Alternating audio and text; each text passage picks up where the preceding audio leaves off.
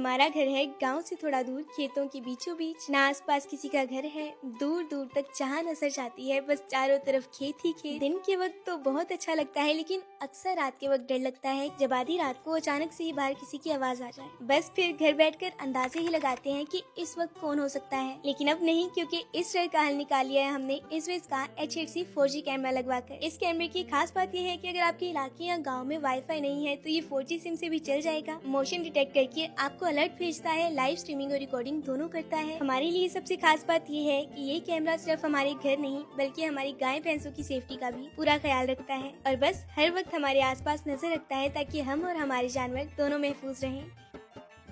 तो कुछ दिन पहले मैंने अपना पहला इंटरनेशनल ट्रैवल किया, वो भी बाली में। बाली जाने से पहले मैंने सुना था कि वहाँ का वेदर कुछ ऐसा है कि आपको बहुत जल्दी टैनिंग हो जाती है, और टैनिंग भी ऐसी जो इतनी जल्दी तो नहीं जाती। और इसी टैनिंग से बचने के लिए मैं पाकिस्तान से ही अपने साथ glow and lovely bright you video 30 FPS sunscreen लेकर गई, जो हमें 97% तक धूप से बचाता है। और इसमें है विटामिन C सीरम जो हमें ब्राइट करता है। इसीलिए मुझे तो इस सारी ट्रिप में टैनिंग से बचाया ग्लो एंड लवली की इस सनस्क्रीन ने। और हाँ, मुझे पता है कि आप सब ये भी जानना चाहते हैं कि मैं बाली में क्यों आई और मैंने यहाँ क्या क्या किया, तो इन सब के व्लॉग्स भी जरूर आएंगे, लेकिन रमजान के बाद।